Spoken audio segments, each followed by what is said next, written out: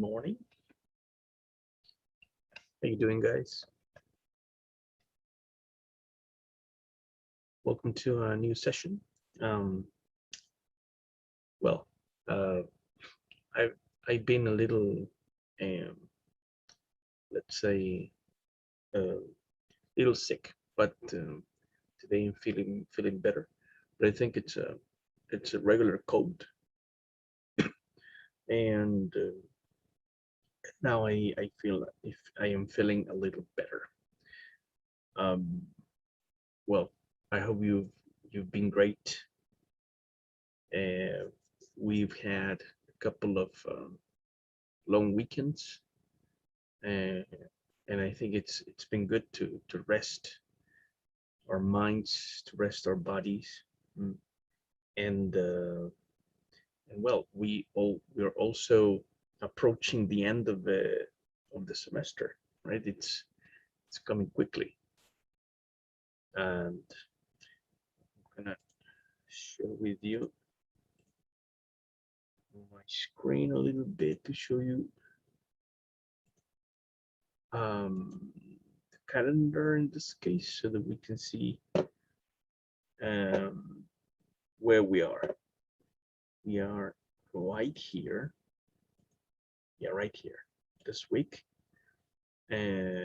Tomorrow is the 1st of July, and we should be in this case dealing with grammar and vocabulary related to unit number 3.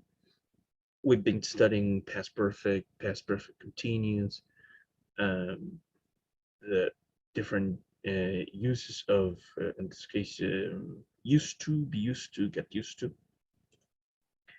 And now from the grammar section, we should be studying must for deduction, and then deal with the last section of the vocabulary, which is treatment and alternative medicine. And in that case, we should be finishing the contents, studying contents the next week, which is from the 5th to the 9th of July. And then we should be reviewing the last contents before the recess week. And the 16th of July is it looks like there is another holiday. I'm not really sure about that, but it says holiday on the 16th of July. And I think that's Friday, but I'm going to confirm that thing, but I don't remember when I jot down this thing, when I jotted down this thing. And well, the final test, or the applied grammar test, should be on this week, from the 19th to the 23rd. I haven't decided yet which day I'm going to release the test on UCampus, but I think we could leave it for the 21st. I think maybe I'll release it on the 21st, and that's it, because the last week of July, in this case, belongs to the reset test week, las recuperativas, son la última semana de julio. Así que no nos queda nada, estamos terminando. Yo creo que vamos a tener con Ivana las notas de los essays. Lo más probable es que estén para la próxima semana. Ya, fines en este caso de la próxima semana. Y así voy a estar subiendo, digamos, liberando la segunda nota. Cosas de después las semanas de receso, En ese caso, yo creo que yo les aconsejaría repasar para la prueba nomás, ¿ya? Y por lo menos de grammar, ya no voy a pasar más materia después de lo de hoy, ¿ya? Y next week, no, tomorrow, ¿cierto? Y next week estaríamos viendo lo último de Treatment and Alternative Medicine, que es vocabulario y sería. No pasó más materia. Así que después puro recycling nomás. Yo en la prueba voy a incluir vocabulario, ¿cierto? Y estructuras gramaticales como contextualizadas lo más posible y que abarcarían básicamente toda la materia, ¿ya? Unit 1, 2 and 3, o sea, ¿qué es lo que va a entrar sí o sí, grammar contents, eh, ejercicios, ¿cierto? O ítems en ese caso, eh, plus, yo creo que el uso del vocabulario va a estar contextualizado o en frases o en textos cortitos, ¿ya? Que ustedes van a tener que ir trabajando en la prueba. And that's it. Y se nos fue el semestre. No sé si tienen alguna duda, chicos, chicas. Algo que les gustaría saber antes de comenzar con Must for Deduction. All good? Okay. So if there are no questions, se pasó volando todo. Time flies. Okay. And I hope this, this term, in this case, no haya sido tan traumático. Ya lo bueno es que tuvimos semanas de receso que nos ayudan a descansar en ese sentido. Así que esto no lo tienen toda la universidad, pero los cabros de allá del autónomo donde hago clases también están todos colapsados. Todos colapsados. Porque no han tenido semanas de receso como nosotros, así que eso es bueno. Eso ayuda bastante. Ok, so, plus la adecuación curricular que hicimos justamente por lo mismo. Adecuamos todo el contexto, digamos, de las clases a que no nos causara tanto estrés, dentro de lo posible, por supuesto. Paula, do you teach DELI?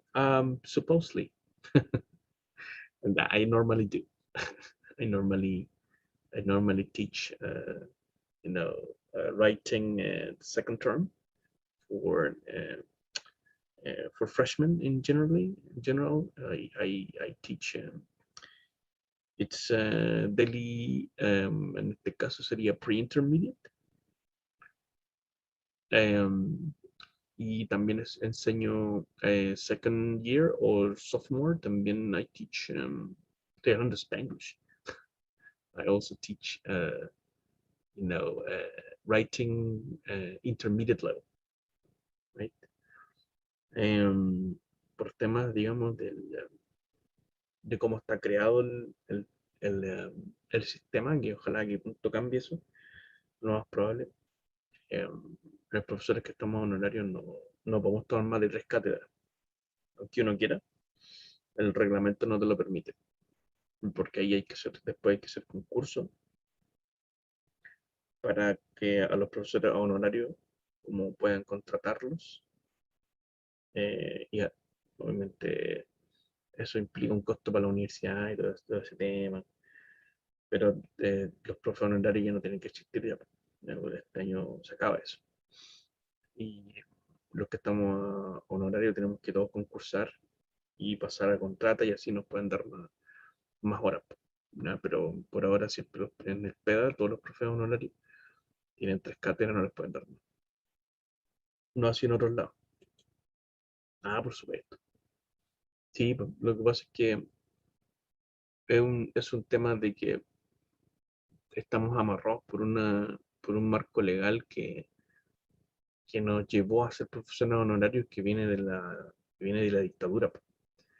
Entonces, Porque eso le ahorró muchos costos a la universidad y por lo tanto era mejor que tuvieran como a gente que estuviera ahí, digamos, no contratada, sino que estuviera así como no sé, pues, como que va sin desmerecer, por supuesto, a los gaffiters o a los técnicos, pero es como que fuera un técnico arreglo de la luz, como así viene un profe X y como independiente a hacer clases, y después se va y el profe taxi, porque va de un lado a otro.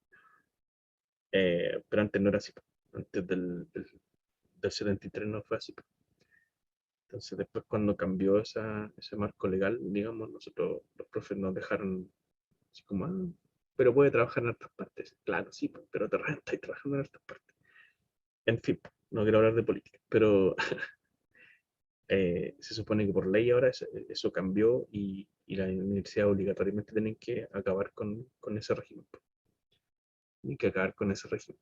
Eh, Así que por lo menos todos los profesores deberían tener media jornada y estar contratados con un contrato, digamos, por último a plazo fijo, que se va renovando anualmente, y así puedes tomar más cátedra, tener más horas y hacer como otro tipo de labores también, que es lo que queremos en el sindicato. Así que, thank you for listening to my, in this case, uh, my catharsis. Ya, entonces, volviendo al tema de mass for deduction. Um, this is pretty much the last grammar content in this case. And let me, in this case, show you, in this case, different uses of must, okay? The must is pretty much part of the modal verbs list in this case. And we focus on must because I think it's like something really arbitrary in the program. No es que yo haya escogido o voy a enseñar solo de máster, no, es como que anteriormente los años anteriores dijeron, o si nos vamos a concentrar en máster, y punto, y I don't know why. But I always do it, because entonces al final todos los años las ecuaciones siempre, ya vamos a enseñar must y have to a lo más y nada más. Pero ¿por qué no enseñamos todos los números? Pero en fin, ya estamos en esto. Entonces tenemos uses of must. In this case, we got must for obligation, deduction to emphasize necessity, strong recommendation, and mustn't equals prohibition in this case. When we, in this case, use must in the context of obligation, normally we use it with positive statements. For example, you must wear a seatbelt when you drive. So this case, must expresses obligation imposed by the speaker. Okay. It might be also a law, but normally a law is more related with external sources. So in that case, when we are talking about obligation imposed by a law, it's we use have to. We use have to. That's the difference between must and have to. Must is expressed by the speaker, like obligation imposed by the speaker, and have to is imposed by external obligations or laws. Okay. What else? Must for deduction in this case. In this case, we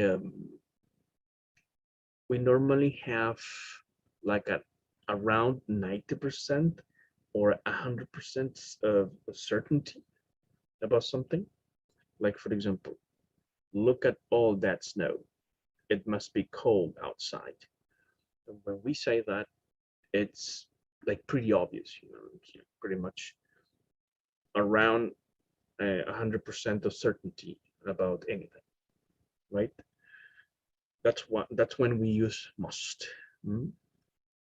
we also use must to emphasize necessity.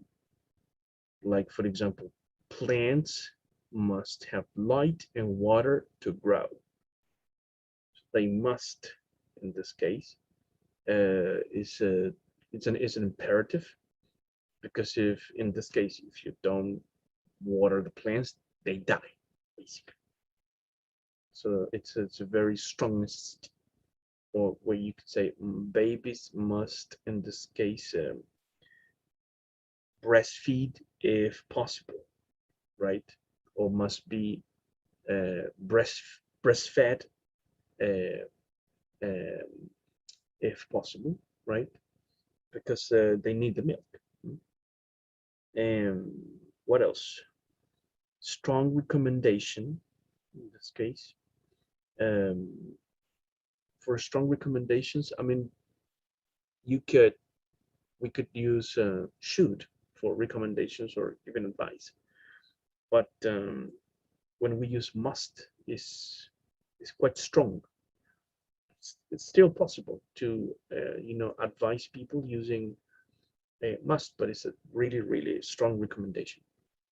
We must get together for dinner soon, right? um, I think it depends on the tone, the intonation in this case too. If you really want to see somebody, eh, como, oye, tenemos que vernos. Yeah, but it's in this case is not an obligation, but it's important to, to see each other. That's the point. We must get dinner for we must get together for dinner soon and stuff like that. We must, for example, share dinner someday and stuff like that. Also, uh, the negative in this case form equals prohibition. Um, so you know that when there is a prohibition, it's something which is um, there's a consequence if you don't comply with the prohibition, right? There are consequences. You mustn't use your phone while driving. So the consequence in this case is you might crash your car, basically, and die. But that's implicit. Okay? It's not necessarily explicit. Also, we use had to instead of must in the past tense. Yeah, basically had to is the past form of must. Like for example, I had to pay my speeding ticket yesterday, right? Now, uh, some people say that might is the past form of must, um, but I don't agree with that. Okay, it's for example, there are phrases like must have been or might have been, which are related to possibilities in the past. So when you say must have been, uh, it's pretty much like 100%, around 100% of certainty about the past. And when you say might have been, it's around 30 to 40% probability in the past. Might have been, right? And so it's not the same thing. What else? No, sí, tuve que pagar, en este caso, el ticket ayer, ¿cierto? And what else do we have here? More examples. Teacher, you must complete this essay by Friday. Student, we have to complete this essay by Friday. Yeah, this one is imposed by the speaker, and the other was imposed by an authority in this case. Comillas. Claro, students dice we have to porque se lo dijo el profe, básicamente. No viene de él o de ella. What else? It's more common to use have to instead of must in questions. Does he have to do the test? Yeah, that's true. That's true. Must is, it, it might be used in questions, but it's not really common. This is a matter of, it's not about the grammar, it's about the use in this case. Um, but I'm not saying that we cannot use must, but it's quite uh, weird to use it, talking about the social use, right? Um, but it's understandable. I mean, when you use the must we, must he, must she in a question, it's perfectly understandable, but it's not everyday language, basically. Um, so let's move on. In this case, we got some examples here. Yeah, like number one, for example, he looks really pale. Um, when we say this, he must be ill, we are basically talking about, um, say, deduction, because it's not an obligation, of course, it's a deduction. In this case, he must be ill, based on evidence, which is the symptom in this case, pale face. What else? Number two, did you hear me come in last night? And the other person says, no, I must have been sleeping. Lo que les decía adelante, ¿cierto? I must have been asleep. Um, eh, debí haber estado durmiendo, ¿cierto? That's the idea. This is in the certainty about the past. So as you can see here, normally we combine must plus infinitive, but that's in this case is deduction for the present. Okay, but when we use must have been, is for the past. That's the big difference. And in this case, we use must plus have and been all the time, with all the personal pronouns. She must have been, they must have been. So like a fixed combination. Talk about deduction or probabilities in the past. Number three, he used to translate many English novels when he was young. He died yesterday. He must have spoken English very well. So in this case, it's pretty much like the past example, like the previous example. And we change in this case the main verb, because in this case the last verb in this combination is the main verb. So he must have spoken, she must have spoken, they must have spoken. So what changes is pretty much the main verb, which is the last one. Must have is always fixed in this case. What else? Number four, I wonder who broke the wine glass.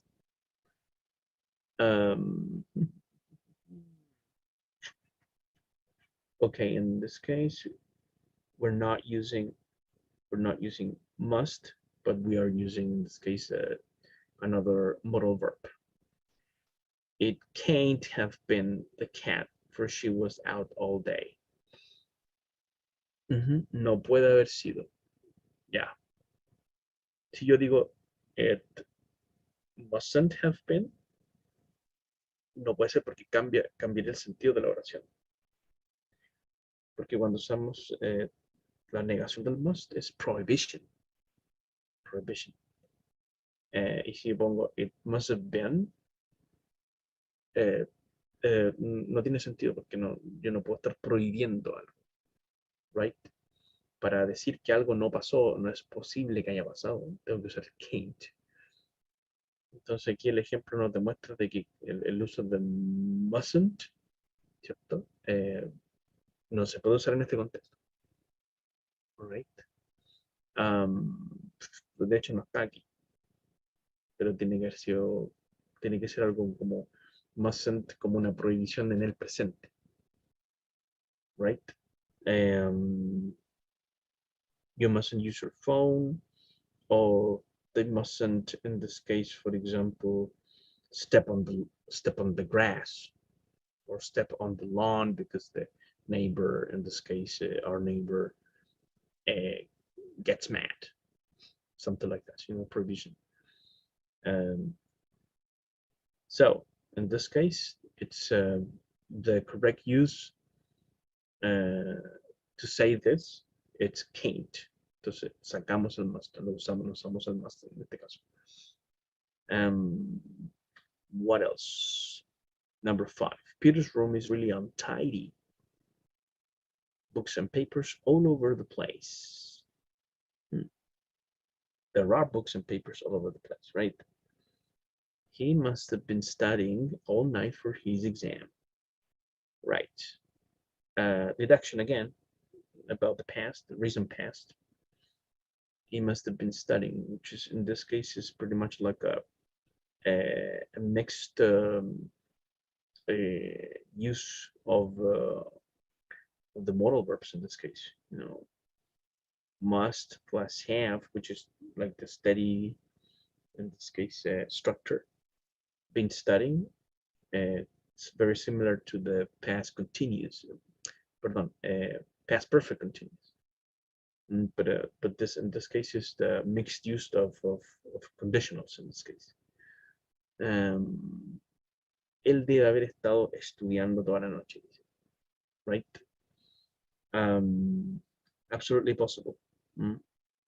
But in this case, we're focusing on the process in the past. The process in the past, like emphasizing que estuvo toda la noche. So la idea del contexto. And number 6, last year there were floods all over Spain. It must have rained a lot. Absolutely, it must have rained a lot. Debe haber llovido muchísimo. That's the idea. So yeah, this is pretty much must for deduction or inference. Several examples. And we can see, the limitation in this case. Mustn't no puede ser usado aquí para una deducción o posibilidad del pasado. Great. Oh, we got more modals in this case. Good. So we can see the contrast in this case. What time is it? Still got time, and then we're gonna practice. When we are 100% sure or certain about something, in this case, in the positive form, we use must, like Harry must be at home, right? And Harry must have been at home. So present and past. What I was saying. We used this form in this case when we are 100% sure of something. When we are like 50% sure about something, or we got like 50% of certainty, degree of certainty, we can use may, might, could. Todo esto es una aproximación en todo caso. Around 50% yo diría. May, might, could for the present in this case. Harry may be at home. Harry Potter might be at home, or Harry Potter could be at home, right?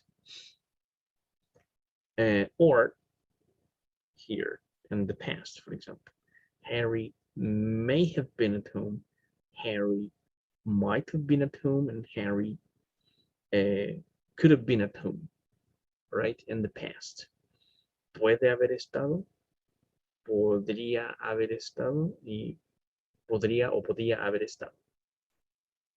A veces hago la distinción entre podría y podía haber estado, right? But it's kind of confusing sometimes, porque es más preciso. Normally I teach like may goes around 50%, might goes around 30%, and could goes around 60 or 70% of certainty. to make to establish some sort of difference, pero aquí como que lo juntó todo around 50. It's not perfect, but it's understandable. And here, 100%, 100% in the negative sense, like certainty, yeah, 100%, but in the negative form. Harry can't be at home. Se fijan que no se puede usar mustn't. Yeah. In the present and in past, Harry can't have been at home. All right. Harry no puede estar en la casa y Harry no puede haber estado en la casa because he was working, for example, right? At that hour.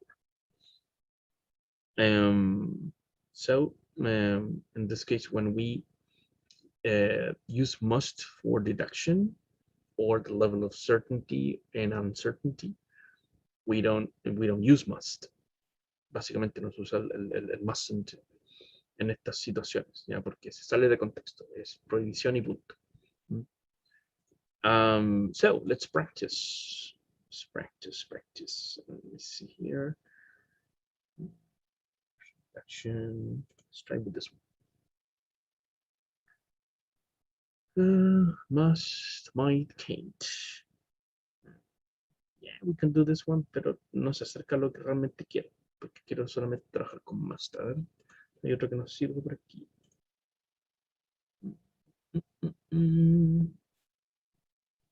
Which sentence? Este me gusta, sí, me acuerdo de este mejor. Yeah. Let's do this. Dice, which sentence is correct? Ojo viejo que aquí es una de las... cuando haga la prueba, va a ser similar a esto.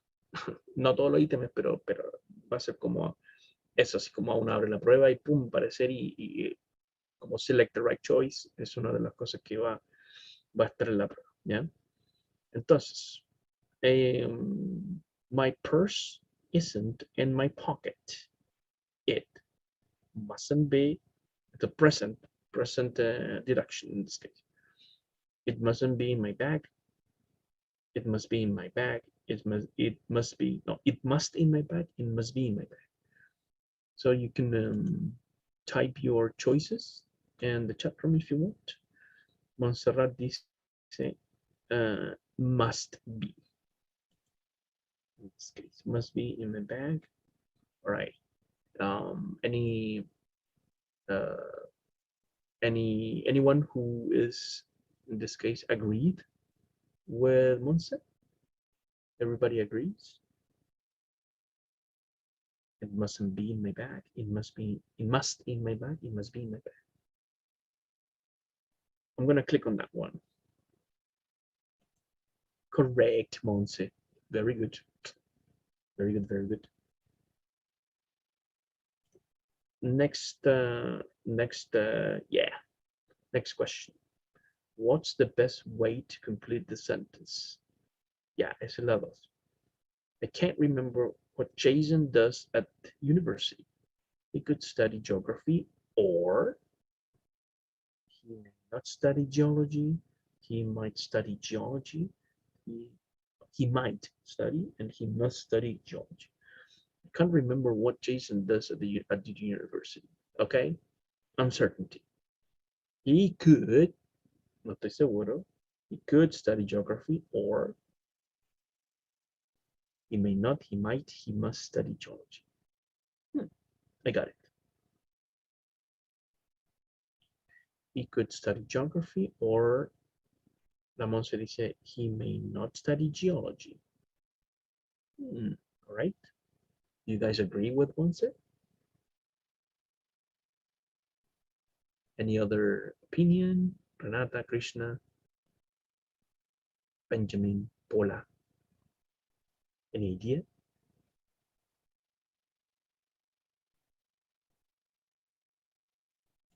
Si se equivocan, doesn't matter. We're all learning.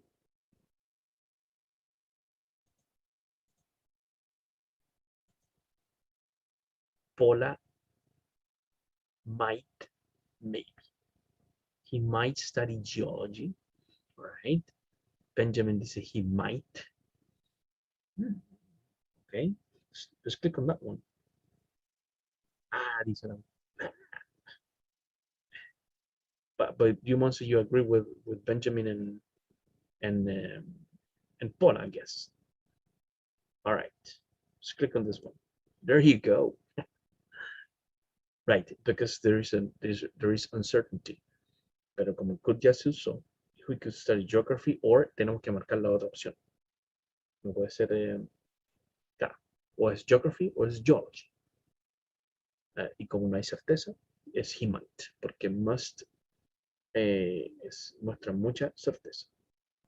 He may not study geology, no tiene sentido, porque está negando en ese sentido la otra opción. It's okay, no worries. Next. What's the best way to complete the sentence? Is that Mr. Tanaka?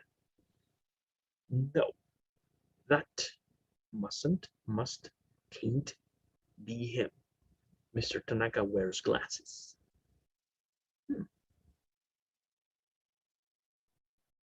¿Cuál podría ser en el caso de este Yakuza?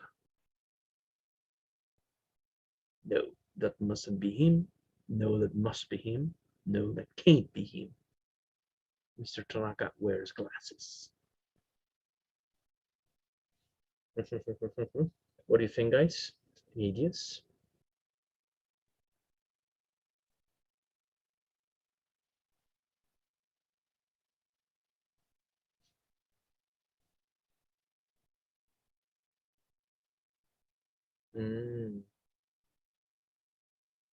All right. This is definitely a negative sentence, of course. So you got only two options. Remember that mustn't is for prohibition. Pero aquí no podemos prohibir nada. Como está prohibido ser él. Doesn't make sense. So then number 3, exactly. Exactly. Prohibiendo la existencia del Yakuza Mr. Tanaka. So, yeah, Paula dice, pero estaban bien tus opciones ahí, era una de las dos, Monse. Y la Paula dice, can't, I think so is better, absolutely.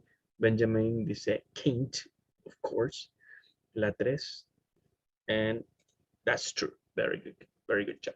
Excellent. Next. Maybe talking to Ian will help you solve the problem. Bueno, puede ser Lan. It's Ian. So maybe talking to Ian will help you solve the problem. Talking to Ian must help. Talking to Ian might help. Ya viene. La pregunta es, which sentence means? ¿Qué oración significa tal cosa? Yeah. Talking to Ian can't help. Maybe talking to Ian. So must help, might help, or can't help. La Monse dice might help. Paula dice agree. El Benjamin dice might. All right, very good. Any other option? No more options. Porque talking to Ian must help, como, no, sí, eso debe ayudar, estoy 100% seguro. Might tiene más que ver con maybe, because there is no full certainty. Talking to Ian can't help, como, no te puedo ayudar en nada. Right, that's right, very good, correct. Next, my passport may not be in that drawer. My passport can't be in that drawer, or my passport mustn't be in that drawer. I've already looked there 3 times. 3 times con ese debería ser. My passport, si ya miré 3 veces. My passport may not, no es muy fuerte la certeza. My passport can't be in that drawer. My passport mustn't. Como no puedo prohibir que esté en el cajón. Es absurdo. So me queda number 1 and 2. I got it. What about you guys? May not, can't, or mustn't. Monse dice may not.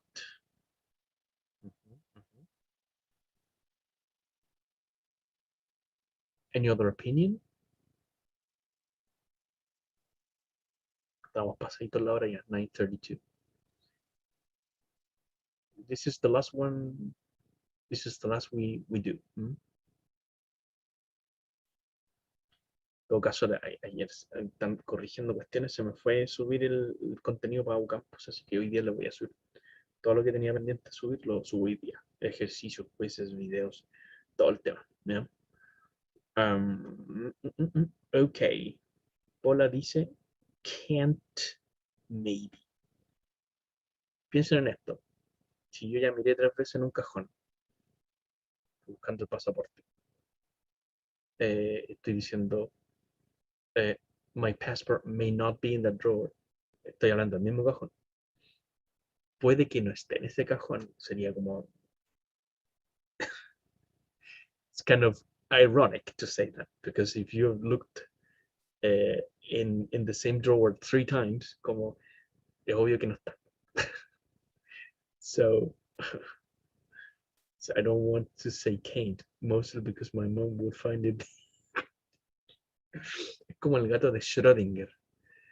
No sé si han escuchado ese término, esa idea. Como que no, cuando tú lo buscas, no está. Y cuando va tu mamá, sí está. La paradoja del gato de Schrödinger siempre me pasa. Me pasaba con mi mamá y ahora me pasa con mi señora. Como voy para allá, pero si no está, pues, y va ella y sí está. Correcto, existe y no existe. Esa es el gato de Schrödinger. Va, bueno, te entiendo perfectamente. Los duendes, ¿no? Sí, bueno, yo siempre he culpado al leprechaun. ¿Dónde este, bueno? El, no es chiste. Y después, no, pero si ahí estamos, y es como, pero si no estaba, no, ahí está, lo estoy viendo, y es como, ¿por qué? ¿Qué clase de magia es esta? De brujería. No, si es terrible esta cuestión de los duendes. Ya, pero era Kate. Pero es que para uno es que no estamos, pero si no puede estar ahí porque ya lo busqué 3 veces. Y va tu mamá y lo saca. Aquí está. Y dije, no, no puede ser. Lo materializaste, básicamente. Ok. Ya, pero ¿qué te cuesta, Monse, que va tu mamá y te lo encuentra? Aquí está. Así como, ¿qué? No, iba a meter la mano así, con donde estuvo yo, ahí metió la mano y lo va a sacar así. Y es como, pero ¿por qué? No sé, claro, no sé si está bien, si te entiendo. Te he puesto 5 lucas. Ya, okidoki. Bueno. Thank you for attending the class today. Voy a subir esto. Te un chaclerazo así en la cabeza. Have a great day. And, well, see you tomorrow. Tomorrow vamos en este caso, a ver contenido de vocabulario sobre alternative medicine, y con eso ya estamos cerrando ya el ciclo de, no vamos a pasar más materias, sino que vamos a reciclarnos. We're going to recycle everything next week. All right. Have a great day and see you tomorrow. Bye bye.